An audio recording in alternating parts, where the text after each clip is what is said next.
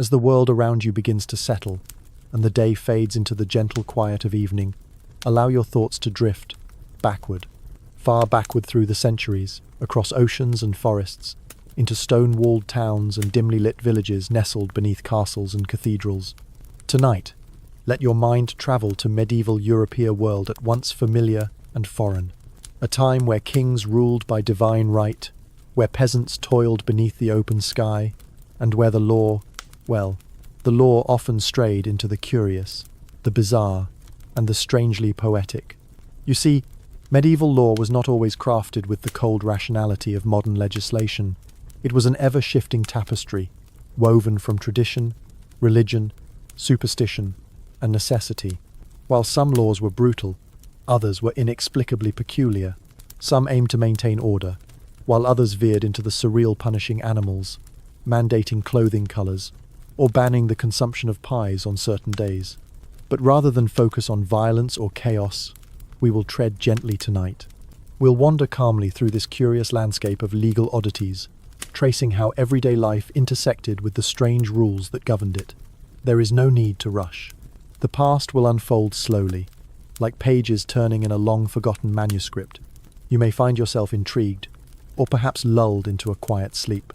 So take a deep breath, nestle into comfort, and join me now as we begin our journey into the strange laws of medieval Europe. Imagine yourself waking to the soft creak of wooden beams overhead, the faint light of dawn spilling through a cloth-covered window. You live in a small English village in the late 14th century. Outside, the cobbled lane is just beginning to stir. The scent of damp straw mingles with wood smoke. But before you step outside to fetch water or greet your neighbors, you must be mindful, for even the most mundane acts may be governed by law. In medieval towns and villages, the law seeped into every corner of daily existence. Consider, for example, the curious matter of bread. In many places, baking was strictly regulated not only in terms of quality and pricing, but also shape. The assize of bread and ale, passed in 1266 in England, dictated exactly how much bread a baker must produce for a given price of flour. Bakers were often subject to inspection, and those who shortchanged customers faced punishment by the dreaded pillory. But interestingly, many bakers, out of caution or cunning, began adding an extra roll to each dozenthus, the origin of the baker's dozen. Then there were the sumptuary law's peculiar rules dictating who could wear what. These laws varied across regions, but were often surprisingly specific. In 14th century Florence, for instance, a woman could only wear gold thread embroidery if she belonged to the nobility. A merchant's wife might be allowed crimson velvet, but only if her husband paid a hefty annual tax. The reasoning? Clothing was a reflection of social order, and the visual hierarchy had to be maintained. But these laws weren't merely about vanity. They extended even to undergarments. In 15th century France, a tailor could be fined for making a garment that was unfitting for a man of certain rank. And in England, laws dictated the length of one's shoes. Those extended, pointed shoes, known as poulaines, were limited by social class. Commoners were forbidden from wearing points longer than 2 inches. For nobility, the tips could be much longer sometimes, so long they had to be tied to the wearer's knees with strings. Even mealtime could be bound by law. In certain parts of the Holy Roman Empire, it was forbidden to eat meat on Wednesdays and Fridays, as well as during Lent and Advent. Butchers caught selling meat in these times faced heavy fines. Fish, however, was exempt, thanks to the popularity of pickled herring and salted cod among medieval Christians. And for those who kept animals, there were laws for them too. Pigs, in particular, were troublesome. In 1379 Paris, an ordinance required that all pigs be kept indoors or securely leashed. Why? Because pigs wandering the streets had a notorious reputation for causing injury or worse. Those that strayed and harmed a citizen might be tried, quite literally, in a court of law. Such laws may seem eccentric today, but they arose from the very real need to maintain order in cramped, chaotic medieval communities. With little formal policing, the fabric of daily life was stitched together with rules both grand and minuscule, each thread, a reflection of custom, fear, and the rhythm of a life lived close to land, church, and neighbor. And as the morning sun climbs higher over the thatched rooftops of our imagined village, let us now turn our gaze to the lives of those who ruled and were ruled. For laws were not merely commands from on high. They were also shaped by the people who enforced them and those who lived beneath their reach. As we walk a little further along this quiet path through history, we now turn our attention from the cobbled village lanes to the stone corridors of power, where law was conceived, revised, and at times, broken by the very hands that penned it. Let us begin with King Edward I of England, sometimes called Longshanks. He was a towering figure, not just in stature but in legislative ambition. During his reign in the late 13th century, Edward initiated a sweeping series of legal reforms, known collectively as the Statutes of Westminster. These laws sought to standardize justice across the realm, and among them was one particularly curious provision, the prohibition of quia emptores. This statute, enacted in 1290, forbade the subinfeudation of land, an archaic yet vital part of the feudal system. Its purpose? To stop landowners from creating further layers of vassalage and obligations. While this may seem dry today, it marked a pivotal shift in property law, subtly reshaping the very fabric of feudal society.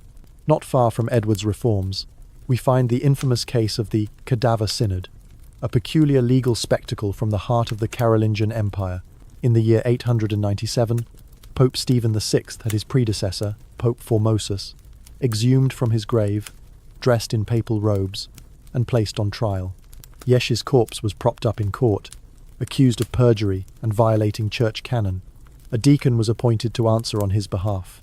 The result was predictable: guilty. Formosus's papal acts were annulled, his corpse mutilated and cast into the Tiber River. While extreme, this episode reveals the surreal extent to which medieval legal rituals could be bent by political motivations and personal vengeance. But not all lawbreakers were so grand. Consider Marjorie Starr, a woman of no particular rank, living in the town of Norwich in the 15th century. Marjorie was accused of dancing in churchyards and leading groups of women in unauthorized processions.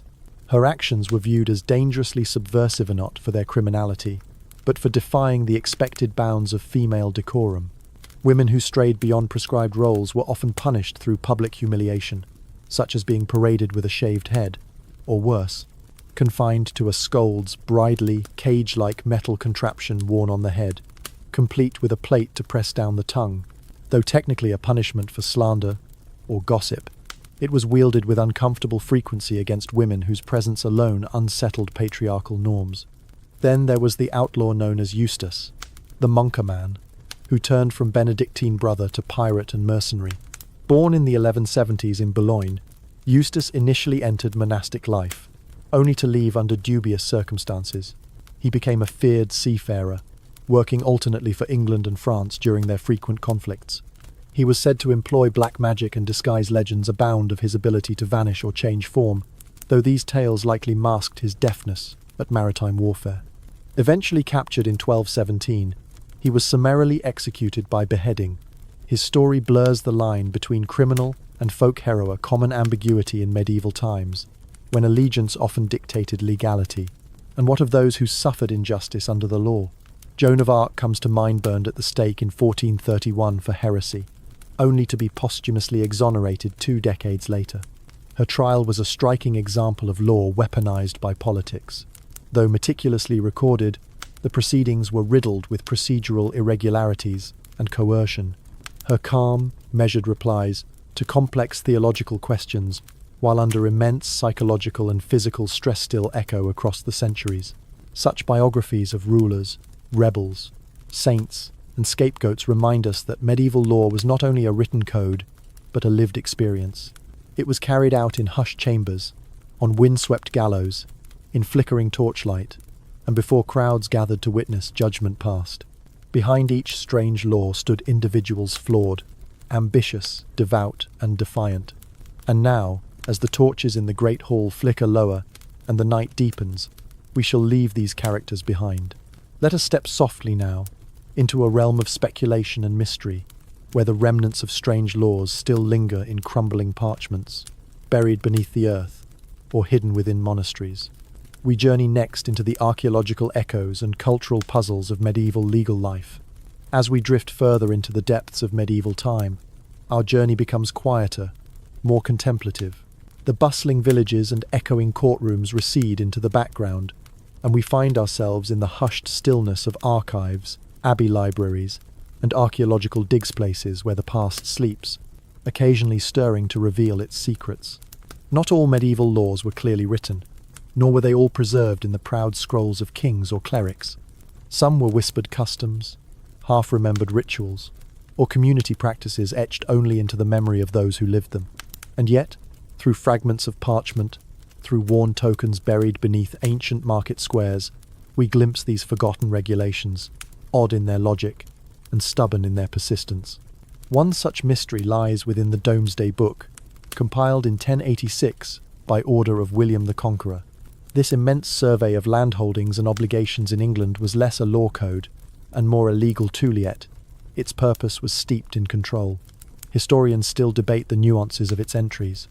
What exactly did the word bordar mean, in contrast to villain? Why were some lands marked as waste, uninhabitable, or simply untaxed? Such details were vital, for in medieval times, ownership was law, and law was often indistinguishable from the ability to record, claim, and defend.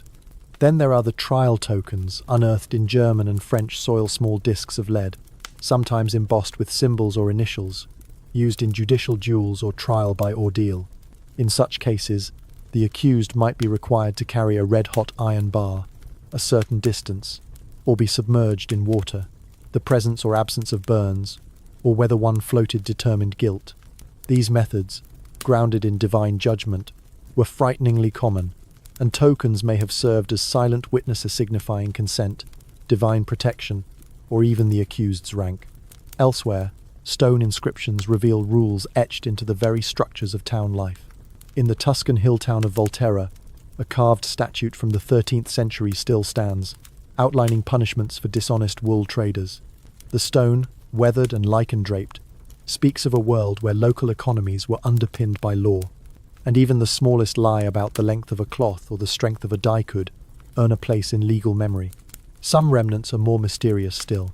In the libraries of Central Europe, researchers have uncovered manuscripts encoded in marginalia, seemingly casual notes scribbled in the margins of religious texts.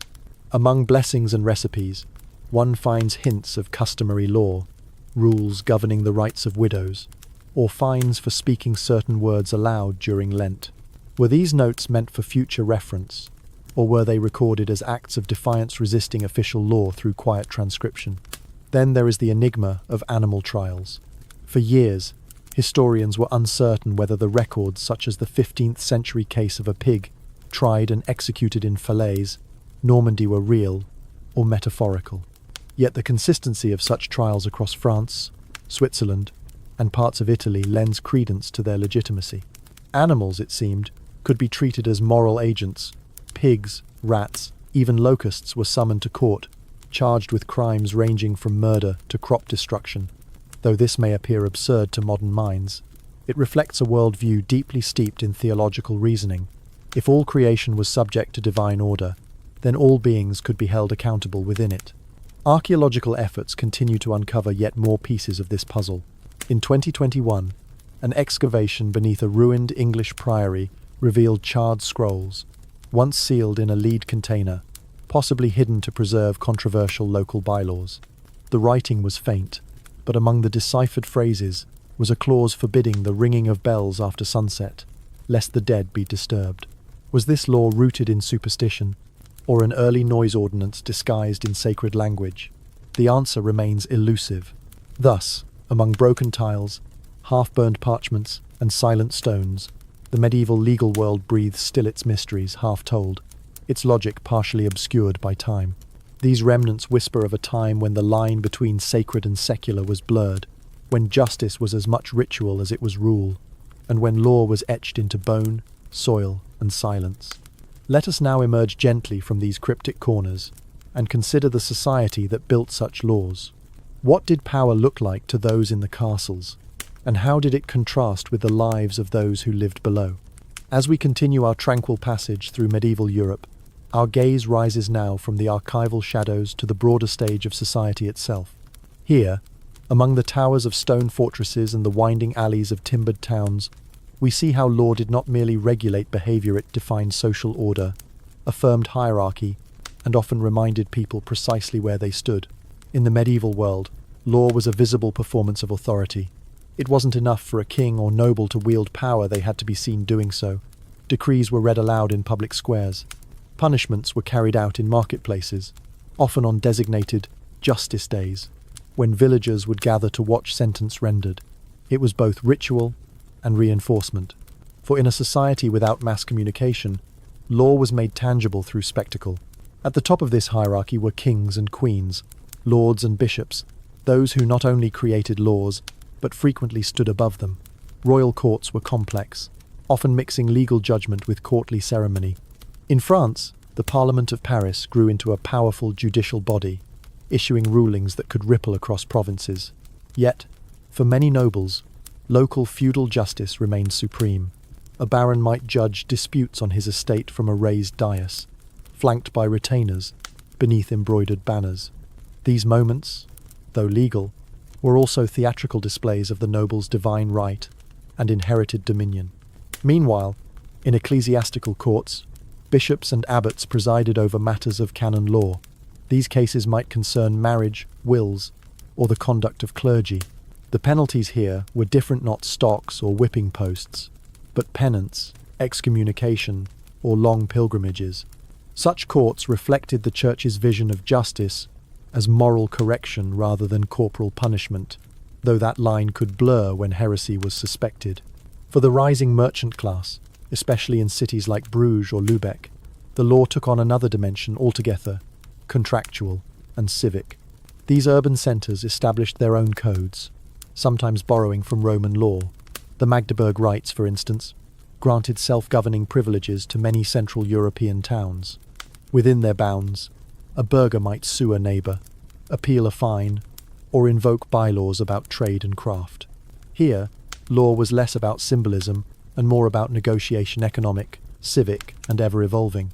Yet below all this, at the base of society, stood the peasantry and labourers, those for whom law was most often experienced as burden. Serfs, bound to land, had few legal rights of their own. If a dispute arose, it was settled not in their favour, but through the custom of the manor. These manorial courts were humble gatherings, often held in barns or open fields. Presided over by a steward or reeve, they addressed issues like boundary violations, missed work obligations, or unauthorized marriages. Fines were paid in eggs, chickens, or days of additional labor. Justice, for the commoner, was as much a matter of harvest cycles as it was moral rectitude. And yet, even among the lower classes, law held symbolic power. It was invoked in songs, referenced in folk tales, and feared in sermons. The image of Lady Justice, eyes unblinded and scales held high, was known even then, though the balance often tilted.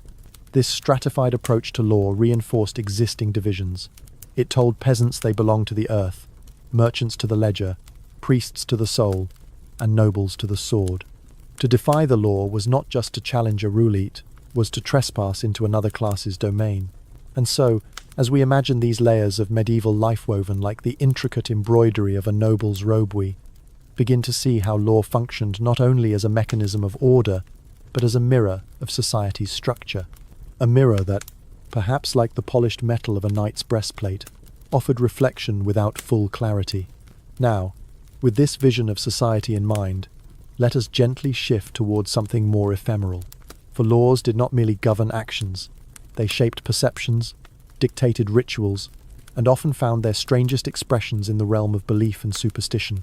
Our next stop lies at the intersection of legal code and the medieval imagination.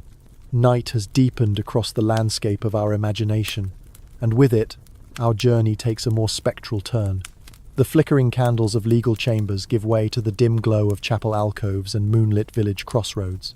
For in medieval Europe, the law was never wholly separate from the unseen. It lived side by side with superstition, faith, and the eerie certainty that the world was populated by forces both divine and demonic. Let us begin with an example that sits at the crossroads of law and the supernatural, the crime of maleficium, or harmful magic. In theory, European courts prosecuted maleficium not for sorcery itself, but for its effects. If crops failed, cattle sickened, or children wasted away, Suspicion might fall on a neighbour known for brewing herbs or muttering to herself in the fields. The line between healer and witch was perilously thin, and while the infamous witch hunts would not reach full ferocity until the 16th and 17th centuries, medieval law laid the foundation. Church law officially denied the existence of witchcraft for many years, holding that belief in such power was a delusion of pagans and heretics. Yet paradoxically, that same church imposed penance for consulting seers or engaging in rituals thought to summon spirits. Civil courts were even more pragmatic. In 1324, a wealthy woman named Alice Kittler was accused in Kilkenny, Ireland, of practicing sorcery, sacrificing animals, and communicating with a demon. She fled before trial. Her maid was less fortunate. The episode illustrates how superstition could take legal shape when it suited social, economic, or political ends. Other strange beliefs wormed their way into law through daily life. In parts of Germany and Switzerland, a person accused of theft might be made to grasp a red-hot iron bat reel by ordeal, yes, but also a symbolic invocation of divine judgment. If the burn healed cleanly after 3 days, the accused was declared innocent. God, it was believed, would not allow harm to fall upon the blameless. It was a legal mechanism inseparable from spiritual conviction, administered not by knights or magistrates, but often by monks. In England, a peculiar superstition regarding the king's touch became quasi-legal ritual. Monarchs were thought to have healing powers, particularly for scrofula, a tubercular disease of the lymph nodes. Those afflicted lined up to receive the sovereign's blessingan act wrapped in ceremony, supported by law, and recorded in royal chronicles. It affirmed not just belief, but legitimacy. A king who healed was a king ordained. Sometimes, superstition took a more whimsical turn. In certain towns, it was illegal to allow cats to wander freely at night, not for reasons of sanitation or noise, but because it was believed cats might carry spirits or act as familiars to witches. In Poland, there were statutes discouraging night burials, based on fears that improperly interred corpses might rise again, harbingers of misfortune or disease. Laws against grave robbing were often phrased in terms of keeping restless souls at peace. The boundaries between legal statute and moral code were porous, especially when influenced by religious teaching. Blasphemy laws, for instance, were among the most inconsistently enforced. A man might be fined for cursing a saint in one town and whipped for the same in another. In Avignon, during the papal residence, a man once stood trial for defaming the Suna charge that may have masked deeper heresies, but which nonetheless reflects the entwining of celestial reverence with judicial form. Even time itself was regulated under the dual banners of law and belief.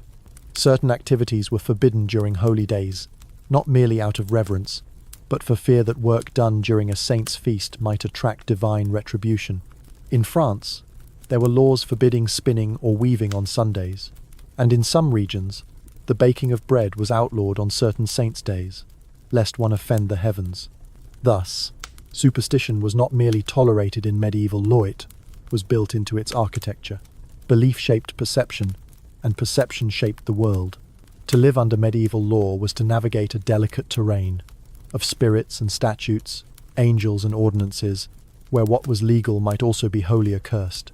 And now, as the bells of midnight echo faintly across imagined hills, we leave behind the whispered fears of superstition and step into the mechanics of enforcement itself. What were the strange devices, the public rituals, and the theatrical punishments that brought these laws to life? We now find ourselves in the morning hush that follows midnight, a quiet hour, when the echoes of law once rung loud through public squares and echoing cloisters begin to fade.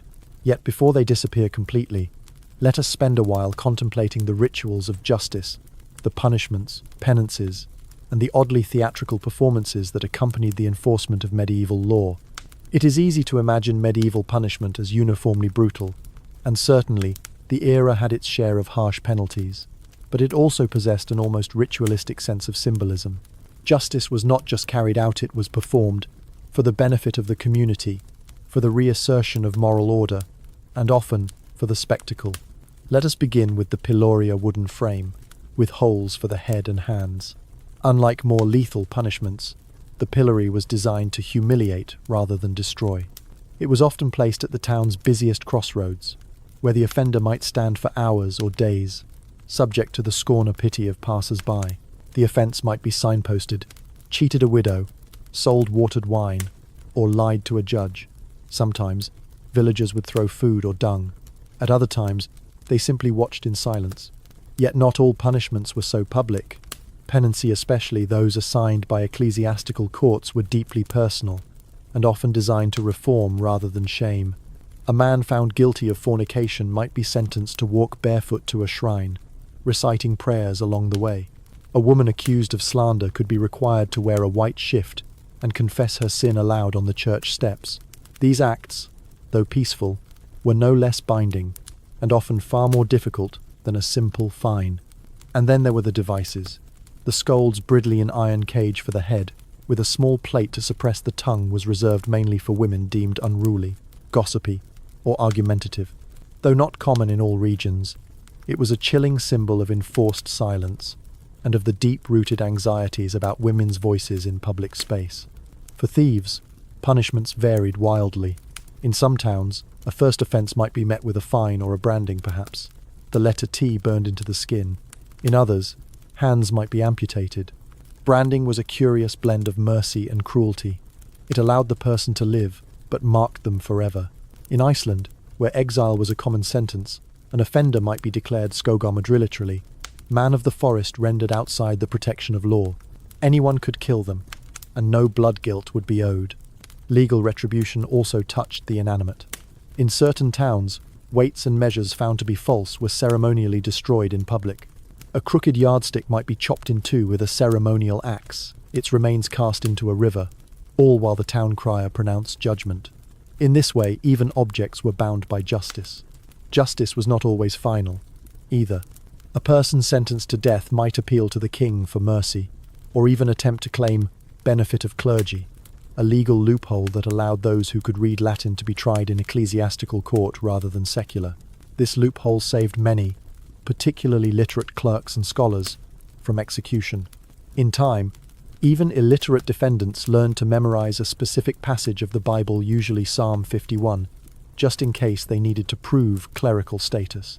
But perhaps the most theatrical of punishments was the amende honorablea, ritual apology, performed in full view of community or court.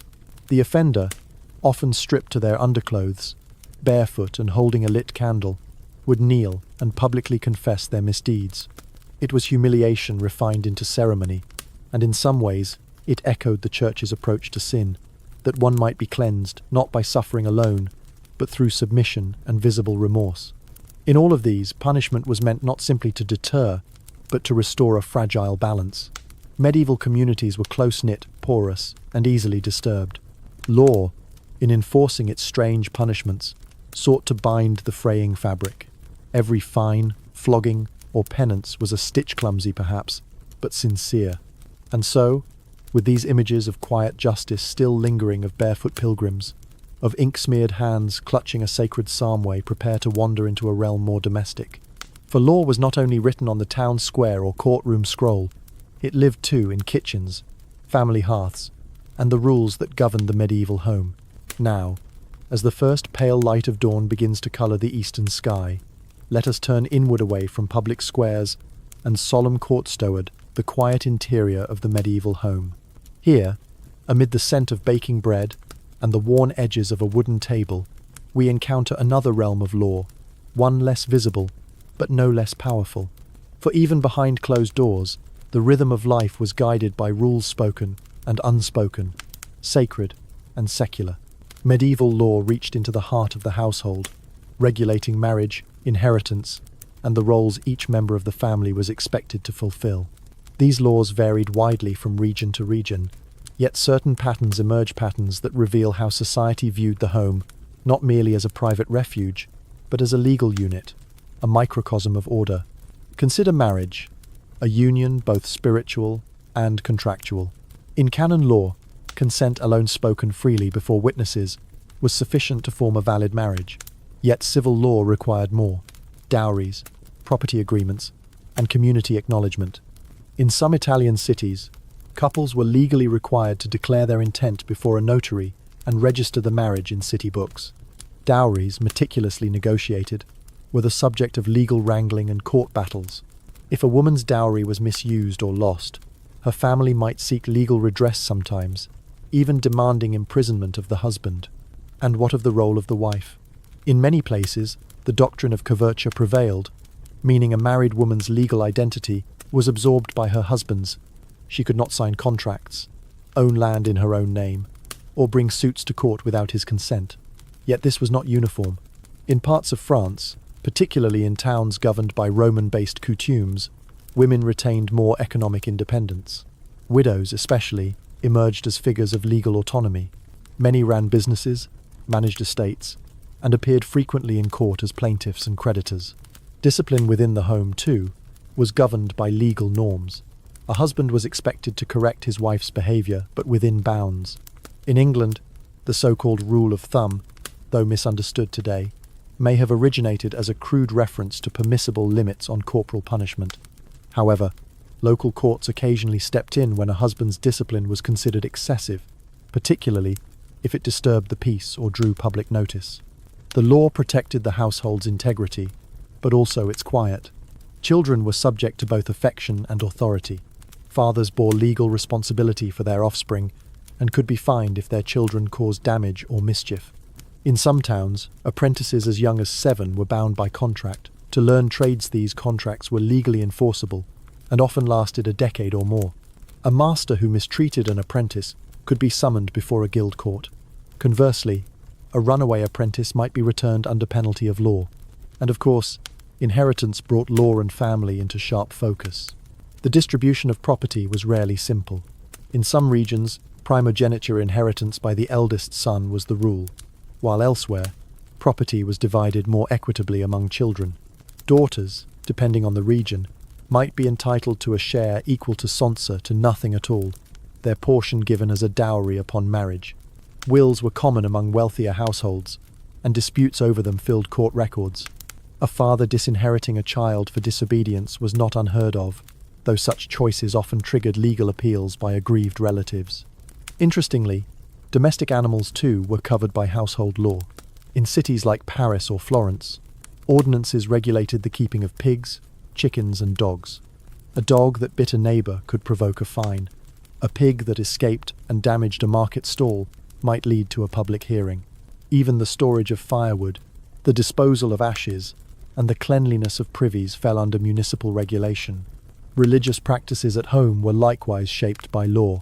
Households were expected to observe fast days and to contribute to the maintenance of local chapels. In England, a law once required every household to own a copy of the Bible in English, though few could read. In Jewish communities under Christian rule, homes were often required to display markers or wear identifying badges, intrusive and discriminatory laws that reflected the tensions of the age. Despite this web of rules, homes also became places of quiet resistance. Unregistered marriages were common. Secret apprenticeships were arranged. Daughters received hidden gifts to secure a future not officially recorded. In these small acts, medieval people bent the law to fit their lives, rather than their lives to fit the law. And so we find that even in the flicker of a hearth fire or the scratch of a quill in a kitchen ledger, the law was present, watching, guiding, but also shaped by the daily choices of those who lived within its reach. Let us rest now, just for a moment, in this soft domestic stillness, but not for long, for our final chapter draws near. We will look now at the laws that seem most peculiar to us today, bans on strange foods, laws against time itself, and other forgotten rules that have long since slipped into history's dusty corners. Now, as the sky brightens into a cool morning blue, we arrive at the final stretch of our journey, where the truly curious, the forgotten, and the almost unbelievable remnants of medieval law await. These are the rules that seem to border on fiction, so strange in their logic, so specific in their application, that they almost make us smile. And yet, each was once part of the living breath of governance, written with solemn ink and enforced with all seriousness. Let us begin with something deceptively simple: pies. In 13th century England, a curious law once banned the sale of meat pies in certain districts during Lent, not because of the meat, which was already restricted, but because the crusts were used to hide forbidden fillings. Inspectors were tasked with breaking open pies at market stalls to ensure no unlawful indulgence was hidden within. In response, bakers grew increasingly clever, crafting decoy pies filled with beans or fish, their appearance almost identical to their forbidden counterparts. Similarly, strange was a law from 15th century France which required that innkeepers provide a fixed number of clean straw pallets for travellers, but defined clean by the absence of more than 2 types of crawling insects. Enforcement was admittedly rare, but the statute existed in city ordinances for decades, a quiet testament to the mingling of hospitality and hygiene in a pre-modern world. In Venice, there was once a law forbidding gondoliers from singing after sunset. Though the rule may have originated to preserve nighttime silence, it also reflected the city's complicated relationship with noise and decorum. A similar regulation in Florence prohibited street musicians from performing near government buildings during court proceedings, though exceptions were occasionally made for performances paid for by noble patrons. In parts of the Holy Roman Empire, a bizarre and rarely enforced law allowed a man accused of theft to clear his name by publicly biting the head off a live rooster. It was believed that only the truly innocent could perform such a feat without divine retribution.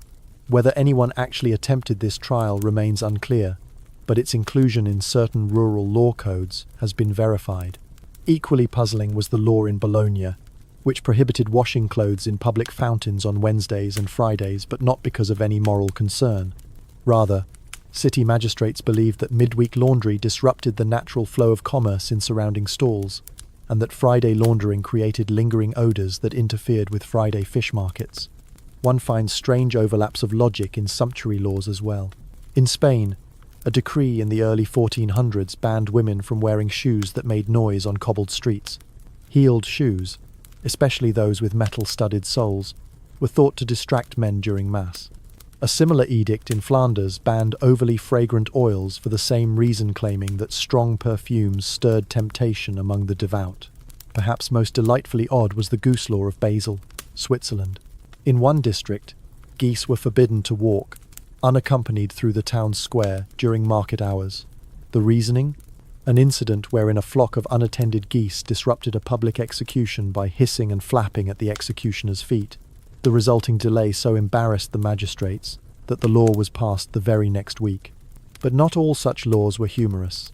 Some reflected serious attempts to regulate time itself. In certain monastic communities, bells were not allowed to ring more than twice for any single event, to avoid disturbing the order of divine silence.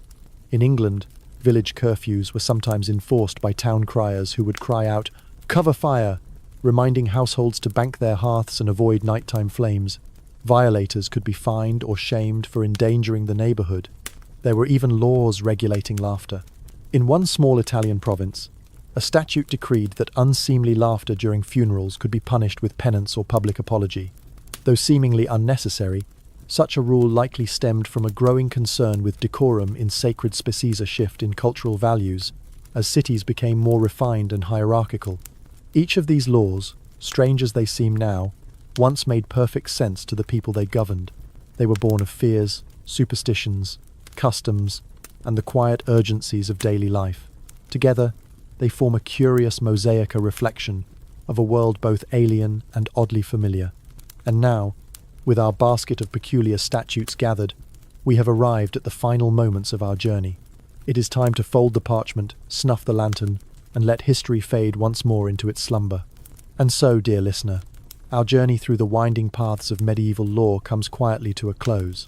We've wandered beneath the archways of forgotten statutes, stood in silent courts where the accused once pleaded by candlelight, and peered into the homes of people long gone, where the law shaped not only how they lived, but what they wore, what they believed, even how they laughed.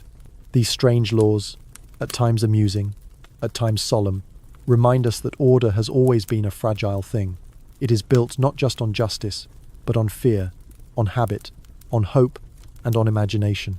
In the medieval world, the law was not a static set of rules, it was a living expression of culture, shifting with the seasons and the sermons, with the whisper of superstition and the firm voice of a magistrate. It governed kings and heretics, bakers and bishops, pigs and poets alike. And while much of what we've seen tonight has faded into history's quieter corners, there is something timeless in the image of a society trying through parchments, rituals, and rules to understand itself, to create meaning. to seek order in a world often ruled by chaos and chance. You may find it comforting, in some quiet way, to know that even in an age of great uncertainty and hardship, people sought to structure their days with rules, some wise, some strange, some beautifully human. In their struggles, their laws, and even their eccentricities, we can still see a little of ourselves. Now, as the morning light gently brightens your room, or as sleep begins to fold its arms around you, let the clang of the pillory fade into silence, the courtroom candles burn low, and the rustle of ancient parchment drift into quiet stillness. For the past is at peace. The laws are no longer binding. The medieval world sleeps once more, and so may you. Good night.